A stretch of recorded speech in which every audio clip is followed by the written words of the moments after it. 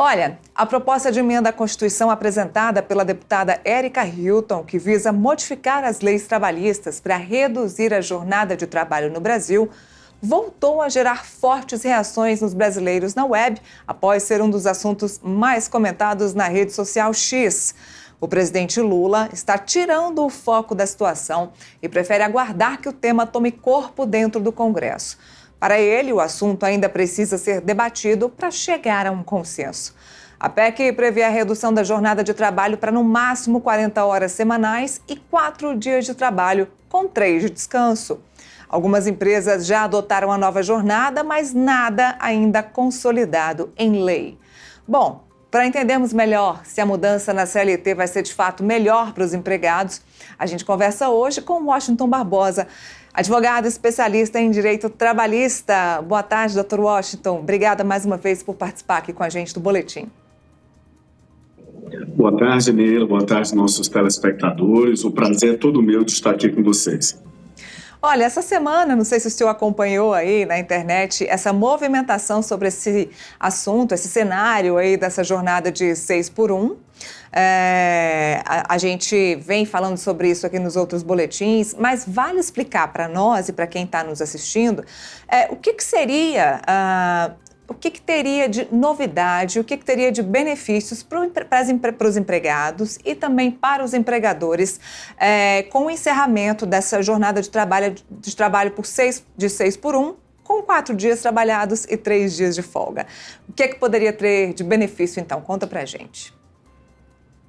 Vamos lá. Então, em primeiro lugar, a gente tem que ter claro que a Constituição Federal ela estabelece como jornada máxima hoje 8 horas diárias, podendo ser prorrogado por 2 horas, e 44 horas semanais.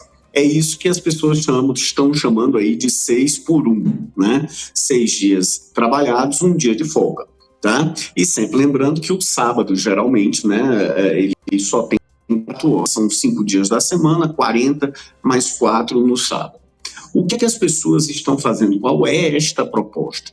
É que a jornada ela fique somente dividida em 4 dias. Isso, né? No lugar de você trabalhar os 6 dias da semana, você trabalharia 4 dias. E os demais 3 dias você folgaria, tá?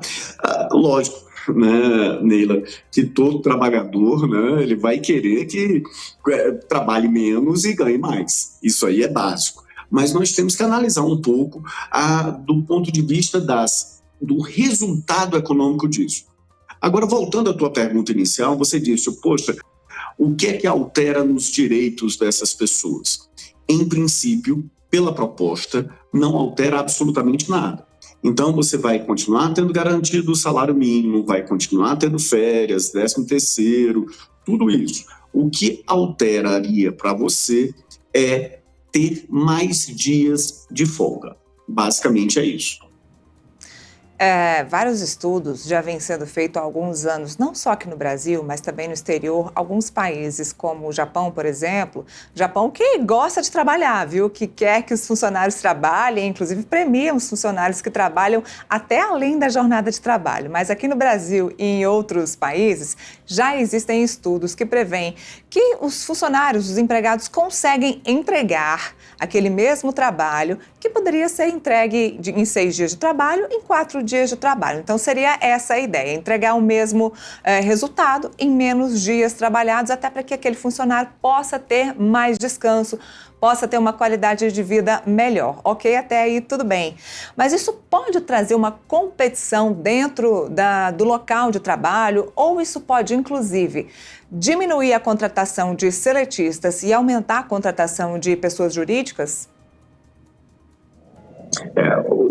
Neila, não existe almoços grátis, né? Se você está mantendo o salário das pessoas, dos empregados, tá? E reduzindo a carga, o que é que em tese o empregador vai ter que fazer? Em tese ele vai ter que contratar mais pessoas, tá? Se vai contratar mais pessoas, vai ficar mais caro. E aí ele pode fazer 2 coisas: ou deixar de contratar e reduzir a produção dele, ou então jogar isso tudo nos preços, né? Como eu disse, não existe almoços grátis. Se aumenta o custo aqui, tem que aumentar a receita lá. Ninguém vai desenvolver algo que lhe dê prejuízo de maneira permanente. Agora sim, em relação a essas pesquisas, existe até uma linha na administração que se chama de efeito Hawthorne. O que é isso? Foi uma pesquisa feita pelo engenheiro Hawthorne numa fábrica que ele queria testar se quanto mais clara o local, maior seria a produtividade. Então, o que ele fez? Ele aumentou a produtividade. Aumentou mais um pouco e aumentou. Mas chegou uma pessoa e disse, calma, e se reduzir, vai reduzir? Não.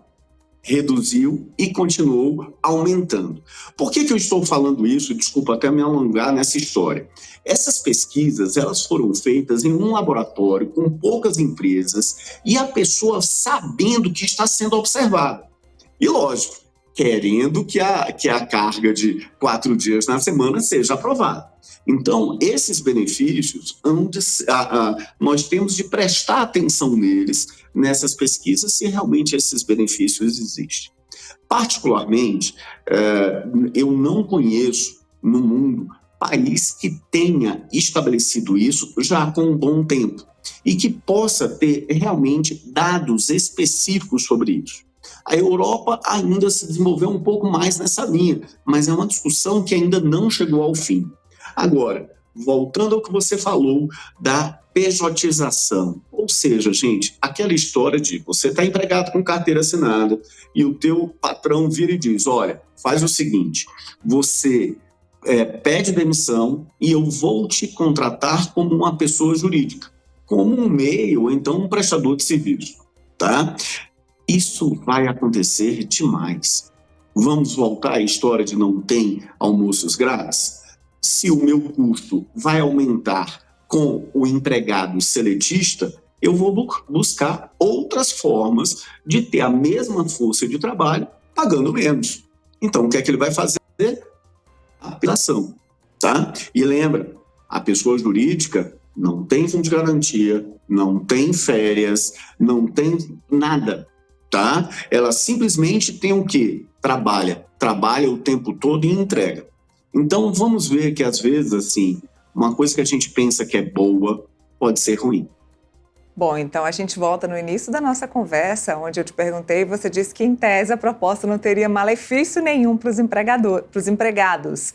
Mas, em tese, não tem, mas na prática isso funciona de uma forma diferente. Vários especialistas vêm falando a respeito de acordos entre empresa e funcionário. Bom, se aquele funcionário ele trabalha 5 dias e ele entrega o mesmo que ele entregaria em 6 dias, ótimo, então vamos fazer um acordo.